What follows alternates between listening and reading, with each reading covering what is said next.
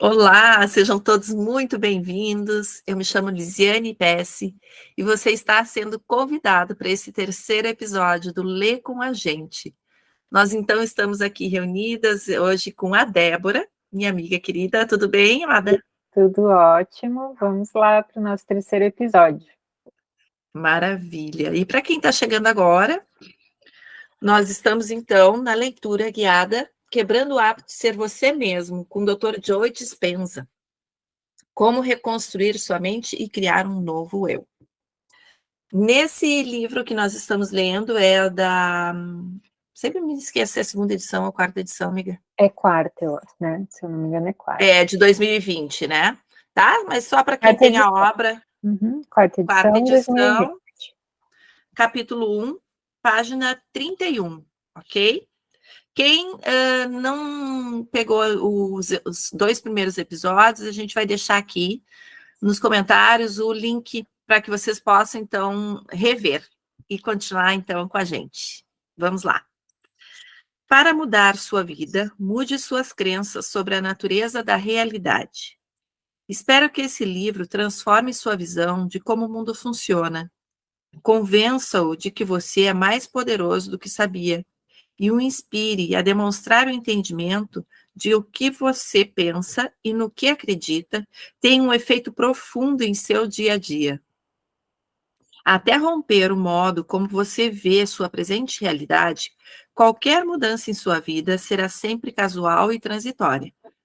A fim de produzir resultados duradouros e desejados, você tem de reformular seus pensamentos sobre por que as coisas acontecem.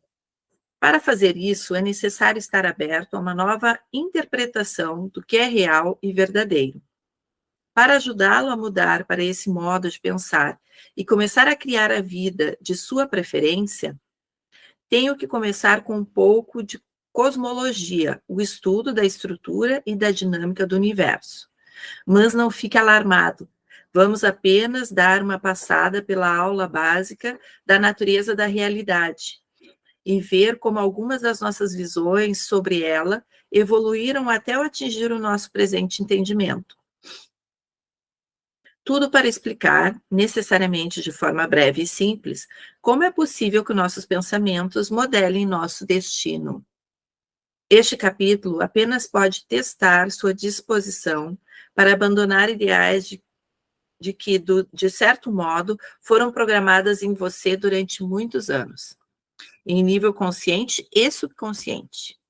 Assim que você obtiver uma nova concepção dos elementos e forças fundamentais que constituem a realidade, isso não se enquadrará na antiga percepção em que o linear e o ordenado ditam as regras. Esteja preparado para experimentar algumas mudanças fundamentais de entendimento. De fato, quando começar a adotar essa nova perspectiva, sua própria constituição como ser humano mudará. Desejo que você não seja mais a mesma pessoa que era quando começou. Obviamente, estou prestes a desafiá-lo, mas quero que saiba que sou inteiramente empático, pois também tive que abandonar o que pensava ser verdadeiro e me lançar no desconhecido. Para facilitar a entrada nesse novo jeito de pensar sobre a natureza do mundo, vamos ver como nossa visão de mundo foi moldada pela crença inicial de que mente e matéria eram coisas separadas. Eu adoro esses convites dele, né? Porque quando tu acha que tu vai bugar, quando tu acha que tu não vai entender, quando tu acha que, né, algo ali vai entrar num espaço um pouco desconfortável, ele, não, calma, senta Ele traz aqui, para cá, né? que eu vou trazer uma perspectiva para que tu trabalhe e realmente se conecte, né? Isso que eu acho muito Exato. lindo desse livro. Dele, né? Também, na realidade. Sempre a matéria, nunca a mente. Sempre a mente, nunca a matéria. Ligar os pontos entre o mundo físico exterior, do observável, e o mundo mental interior, do pensamento, sempre representou um desafio aos cientistas e aos filósofos. Ainda hoje, para muitos de nós, a mente parece ter pouco ou nenhum efeito mensurável no mundo material, embora provavelmente concordemos que no mundo material que o mundo material produz consequências que afetam a nossa mente. Como é possível nossa mente produzir qualquer mudança física que afetem as coisas sólidas em nossa vida? Mente e matéria parecem estar separadas, isto é, a menos que haja uma mudança em nosso entendimento sobre como as coisas sólidas e físicas de fato existem. Bem, houve essa mudança, e para remontar a seus primórdios, não temos que retroceder muito. Durante uma grande parte do que os historiadores consideram os tempos modernos, a humanidade acreditou que a natureza do universo era ordenada e, portanto, previsível e explicável. Considere o matemático e filósofo René Descartes, do século XVII, que desenvolveu muitos conceitos que ainda têm grande relevância para a matemática e outros campos. Penso, logo existo, evoca alguma coisa? Em retrospectiva, no entanto, uma de suas teorias, no fim, causou mais mal do que bem. Descartes foi um proponente do modelo mecânico do universo, uma visão de que o universo é controlado por leis previsíveis. No que se refere ao pensamento humano, Descartes enfrentou um real desafio. A mente humana possuía variáveis demais para se encaixar adequadamente em qualquer lei. Como não conseguia unificar seu entendimento do mundo físico com o entendimento da mente, mas tinha de explicar ambos, Descartes jogou um elegante jogo mental, trocadilho intencional. Ele disse que a mente não estava sujeita às leis do mundo físico objetivo. Por isso, situava-se totalmente fora das fronteiras da investigação científica. O estudo da matéria era a jurisdição da ciência. Sempre a matéria, nunca a mente. Enquanto a mente era um instrumento de Deus. Por isso, seu estudo cabia à religião. Sempre a mente, nunca a matéria. Essencialmente,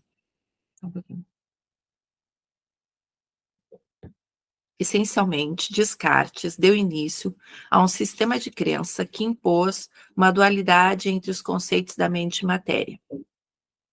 Por séculos, essa divisão manteve-se como um entendimento aceito da natureza da realidade.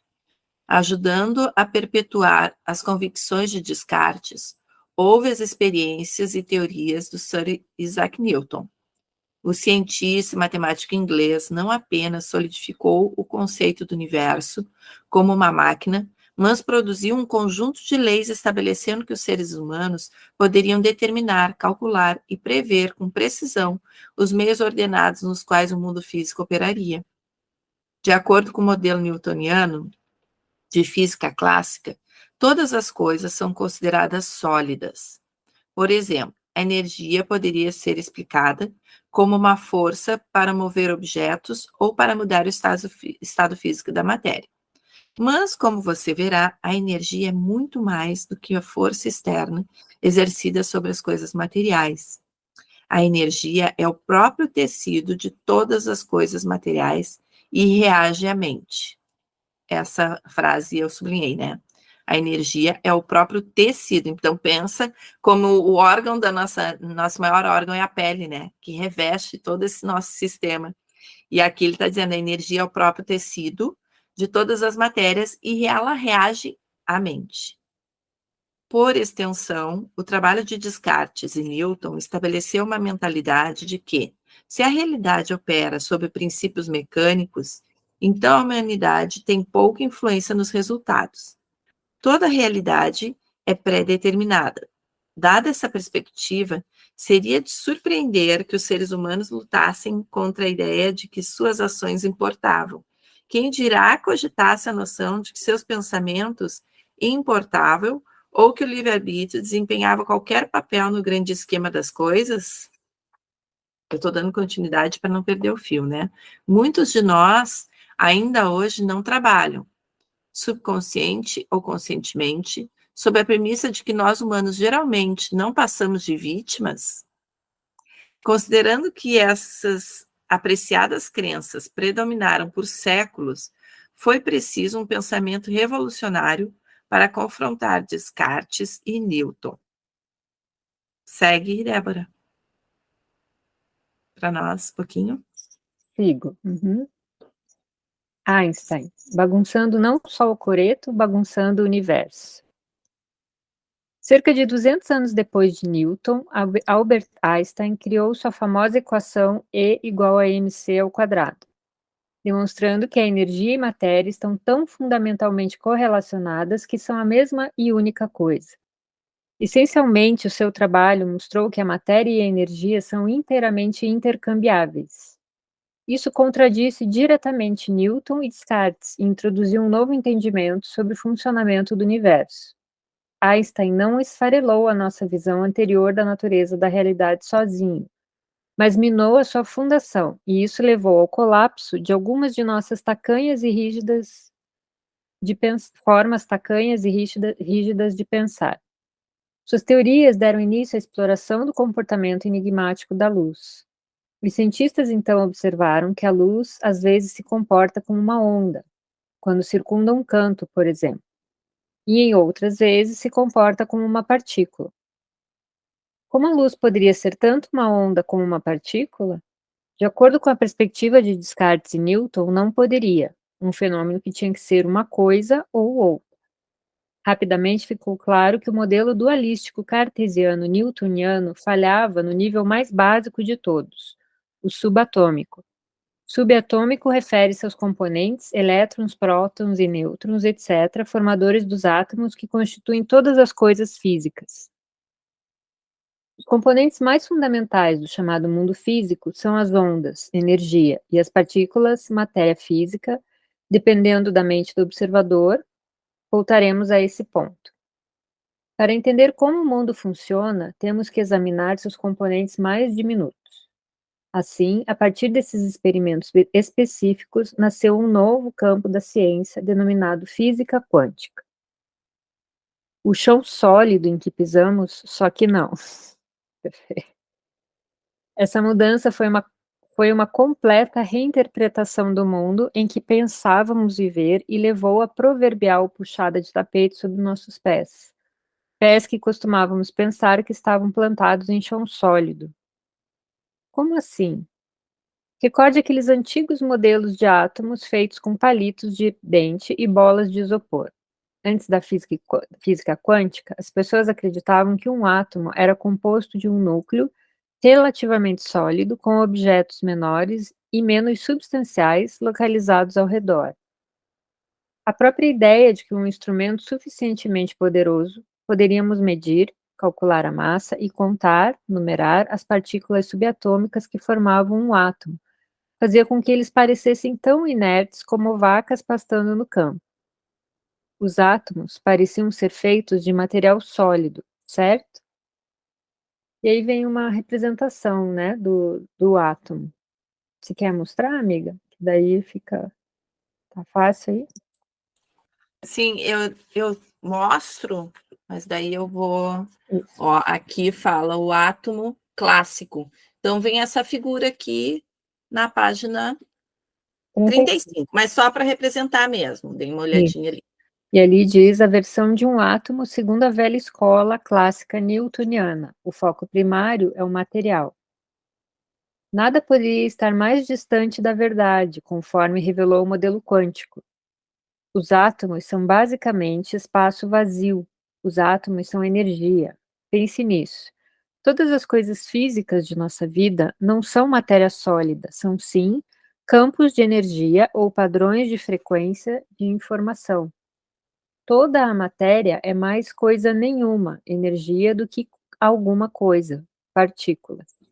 E aí vem uma representação disso que ele está falando, que é o átomo quântico.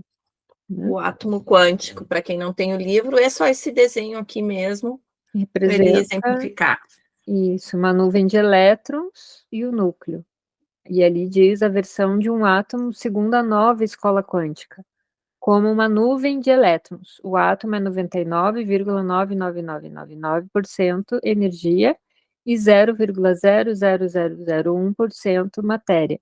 Em termos de matéria, é praticamente nada. E abaixo, o átomo quântico real. Tá, agora eu vou mostrar para vocês o átomo quântico real. Nada. Este é o modelo mais realista de qualquer átomo, coisa nenhuma, em termos de matéria, mas potencialmente todas as coisas. Né? E aí, né? Segue mais um pouquinho? Sigo. Outro enigma, partículas subatômicas e objetos maiores jogam com regras diferentes. Mas só isso não bastava para explicar a natureza da realidade. Einstein e outros tinham mais um enigma para solucionar. A matéria nem sempre parecia se comportar da mesma maneira. Quando os físicos começaram a observar e medir o mundo diminuto do átomo, notaram que, no nível subatômico, os elementos fundamentais do átomo não obedeciam às leis da física clássica, da mesma forma que os objetos maiores. Os eventos envolvendo objetos no mundo amplo eram previsíveis, reproduzíveis e consistentes. Quando a lendária maçã caiu de uma árvore e moveu-se na direção do centro da Terra até colidir com a cabeça de Newton, sua massa acelerou-se como uma força constante. Mas os elétrons, como partículas, comportavam-se de modo imprevisível, incomum. Quando interagiam com o núcleo do átomo e moviam-se na direção de seu centro, ganhavam e perdiam energia, apareciam e desapareciam, e pareciam exibir-se por toda a parte, alheios às fronteiras de tempo e espaço. Será que o mundo das partículas e dos objetos maiores opera sobre os conjuntos de regras muito diferentes? Visto que partículas subatômicas, como os elétrons, eram os blocos de construção de tudo na natureza, como poderiam estar sujeitos a um conjunto de regras e as coisas que formavam se comportarem segundo um outro conjunto de regras? Uhum. Bom, Vou seguir então um pouquinho, tá? Tu quer falar alguma coisa? Ou seguimos? Pode seguir. Então vamos lá. Da matéria à energia, as partículas executam o derradeiro ato de desaparecimento. No nível dos elétrons, os cientistas conseguem medir características dependentes da energia, como comprimento de onda, potenciais de tensão e afins. Mas essas partículas têm uma massa tão infinitesimalmente pequena, né, infinito pequena, que existe tão temporariamente que é quase inexistente. Olha só. E isso é o que torna o mundo subatômico singular. Ele possui não apenas qualidades físicas, mas também qualidades energéticas. Na verdade, a matéria no nível subatômico existe como um fenômeno momentâneo. Ela é tão elusiva que aparece e desaparece constantemente, aparecendo em 3 dimensões, no tempo e no espaço, e desaparecendo no nada, no campo quântico, sem espaço, sem tempo, transformando-se de partícula, matéria, em onda, energia, e vice-versa. Mas para onde vão as partículas quando desaparecem sem deixar vestígio? Daí, então, ele traz aqui, vem 4 figuras, né? Colapsando a função de onda, que fala, que demonstra o elétron poderia estar em qualquer ponto, na primeira figura, depois o elétron aparece como uma... Não, daí depois vem de baixo, né, amiga? O elétron desaparece do nada, depois o elétron aparece como uma partícula, e o elétron aparece como uma partícula reaparece como uma partícula de novo, tá? Enfim, o que essas imagens significam? O elétron existe como uma onda de probabilidade em um momento, no momento seguinte aparece como uma partícula sólida, depois desaparece do nada e não reaparece em outro local. A criação da realidade, a energia responde à atenção consciente. A energia corresponde à atenção consciente.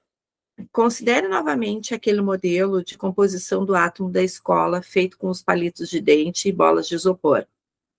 Naquele tempo, não fomos induzidos a acreditar que os elétrons orbitavam o núcleo como os planetas ao redor do Sol. Ai, me lembro direitinho disso. Sendo assim, poderíamos indicar suas localizações, não é? A resposta é sim, de certa maneira, mas o motivo não é absolutamente o que pensávamos. O que os físicos quânticos descobriram foi que a pessoa que observa ou mede as partículas diminutas que compõem os átomos afeta o comportamento da energia e da matéria. Experimentos quânticos demonstraram que os elétrons existem simultaneamente em um leque infinito de possibilidades ou probabilidades em um campo invisível de energia, mas apenas quando o observador foca a atenção em alguma localização de algum elétron, o elétron aparece. Então, precisa desse estímulo do observador para que o elétron apareça. Em outras palavras, uma partícula não pode manifestar-se na realidade, ou seja, no espaço-tempo ordinário, como a gente conhece, como conhecemos, até que observemos. Os físicos quânticos denominam esse fenômeno de colapso da função de onda ou de efeito do observador. Agora sabemos que no momento em que o observador procura um elétron, há um ponto específico no tempo e no espaço onde todas as probabilidades do elétron colapsam em um evento físico. Com essa descoberta, mente e matéria não podem mais ser consideradas elementos separados. Estão intrinsecamente relacionadas, pois a mente subjetiva produz mudanças mensuráveis no mundo físico objetivo. Você está começando a ver por que o capítulo é intitulado O Você Quântico? No nível subatômico, a energia responde à sua atenção consciente e se torna matéria. Como sua vida mudaria se você aprendesse a direcionar o efeito do observador e colapsasse ondas infinitas de probabilidade na realidade de sua preferência? Você poderia melhorar a observação da vida que deseja? Gente, olhem só o convite que está sendo feito aqui nesse momento, né? Do quanto, se nós nos dessemos conta no dia a dia, né, esse poder da observação, do olhar, né? A observação não é só olhar um ponto fixo, mas o observar também é a gente se concentrar em algo que a gente está pensando e estar atento a isso. E daí veio aquela questão que nós falávamos, né, Débora, da manifestação, o que a gente manifesta no dia a dia. Exato, e aqui explica também por que quando a gente está com um foco, assim, tão direcionada para os dramas, as tristezas, os vitimismos, as tragédias, as reclamações, principalmente, né, as reclamações diárias, por que isso se mantém, né, por que isso aumenta, a gente está ali constantemente observando e manifestando, né, de uma forma ou de outra, né. Perfeito. Um número infinito de possíveis realidades aguarda o observador. Sim, né? Porque a escolha nossa. Estamos tomando consciência agora, né? Toma o que tal. Pondere o seguinte: todas as coisas do universo físico são compostas de partículas subatômicas como os elétrons. Por sua própria natureza, essas partículas, quando existem como puro potencial, estão em seu estado de onda, enquanto não estão sendo observadas. É aquilo. Tudo já existe. E tudo vai ser direcionado conforme o olhar que nós focarmos, que nós dermos, né?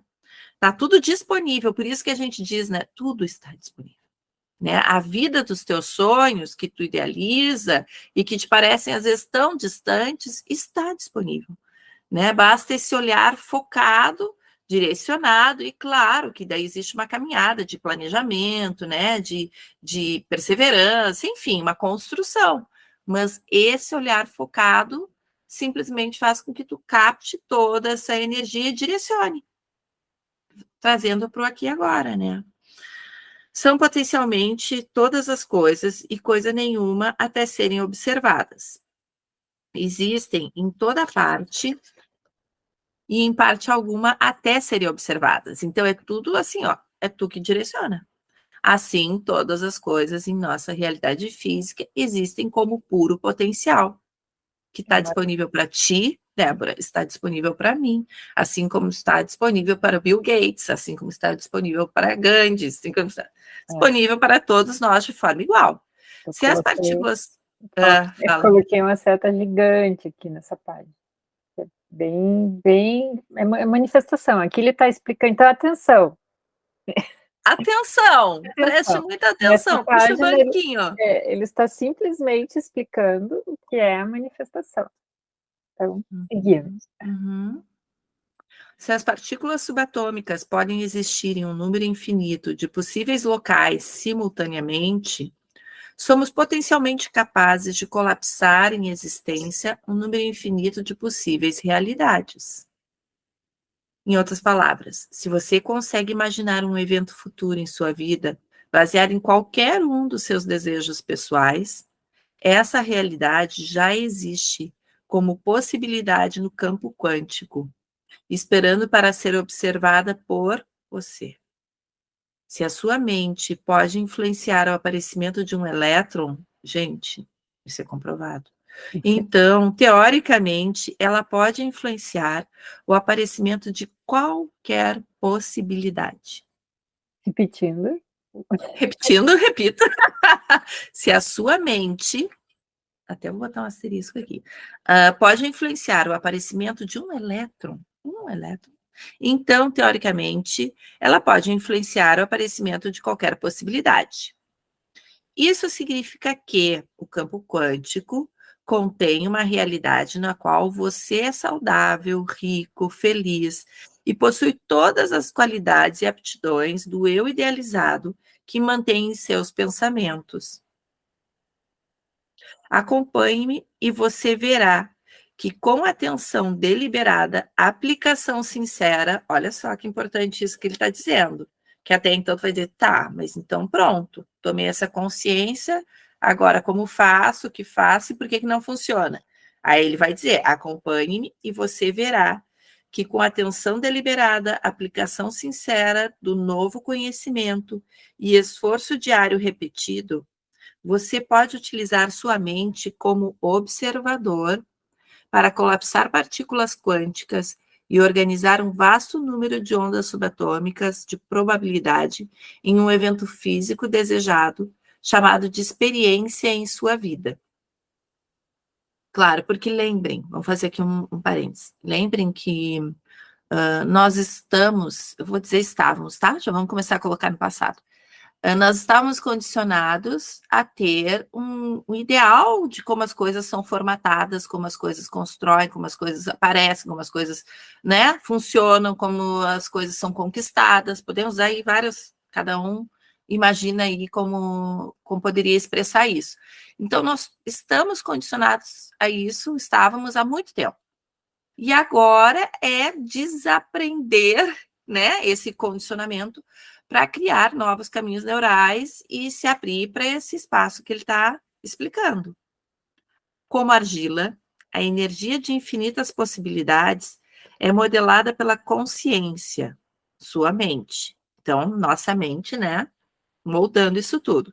E se toda a matéria é feita de energia, faz sentido que consciência, nesse caso, mente, conforme denominada por Newton e Descartes, e energia, matéria, de acordo com o modelo quântico, estejam tão intimamente relacionadas que sejam uma única coisa. Mente e matéria são completamente emaranhadas. Sua consciência, mente, tem efeitos sobre a energia, matéria, porque sua consciência é energia, e energia tem consciência. Você é suficientemente poderoso para influenciar a matéria, porque no nível mais elementar, você é energia, com uma consciência. Você é matéria consciente. No modelo quântico, o universo físico é um campo de informação imaterial, interconectado e unificado, potencialmente todas as coisas, mas fisicamente coisa nenhuma. O universo quântico está apenas esperando um observador consciente, você ou eu, aparecer e influenciar a energia na forma de matéria potencial pelo uso da mente e da consciência, que são energia, para fazer ondas de probabilidades energéticas aglutinarem-se em matéria física. Agora, assim como a onda de possibilidade do elétron manifesta-se como uma partícula dentro de um evento momentâneo específico, nós, como observadores, fazemos uma partícula ou grupos de partículas manifestar experiências físicas na forma de eventos em nossa vida. Então, ele só está explicando como isso tudo vai se formando. Isso é decisivo para o entendimento de como você pode causar um efeito ou fazer uma mudança na sua vida. Quando aprende a aguçar as suas habilidades, habilidades, então são habilidades que nós desenvolvemos. E quando a gente aprende a aguçar essas habilidades de observação para afetar intencionalmente o seu destino, você está a caminho de viver a versão ideal de sua vida, tornando-se a versão idealizada do seu eu.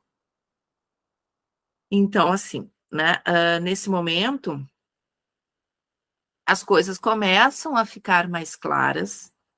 É claro que, apesar da clareza, para algumas pessoas, pode ser que isso tenha tomado um tom ainda de maior complexidade, né, Débora? Mas lembrem que isso é natural. É que nem desatar nós, né? E para desatar nós, o que é necessário?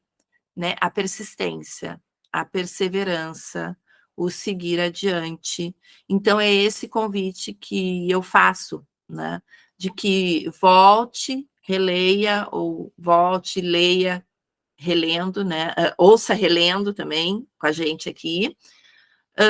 E mesmo assim, se ainda os nós parecerem muito atados, só segue que tá tudo certo, né, Débora? Lise. E eu acredito que a gente pode encerrar o terceiro episódio hoje por aqui, para que vocês possam internalizar isso mesmo, e confiar, né? Eu convido muito assim que confiem no processo, né? Todo o processo que nos tira de uma zona de conforto é assim mesmo, e depois tudo vai ficando muito claro. E além de ficar muito claro, no final desse livro, ele também nos conduz, né, à oportunidade de aprendizado ali, de se conectar através de meditações que ele ensina, enfim. Então, é um caminho muito lindo, muito próspero e com muita assertividade. E, além disso, eu quero pedir para vocês lembrarem, então, se gostaram de, mais uma vez, estar aqui conosco, curtam esse vídeo, né, compartilhem, isso é bem importante para que isso chegue em mais pessoas, enviem para pessoas que vocês realmente aí acreditam que vão gostar de nos acompanhar, e é isso, e a gente convida para que esteja aqui conosco no próximo episódio. É isso, Débora. Perfeito. Aguardamos vocês, aguardamos os comentários, os insights, a gente acompanhar isso junto. Isso aí. E a gente vai trazendo também as respostas e alguns convites que virão logo mais, né? Para continuarmos também, além da leitura guiada. Exato. Um grande beijo e até mais. Tchau, tchau. Tchau, tchau.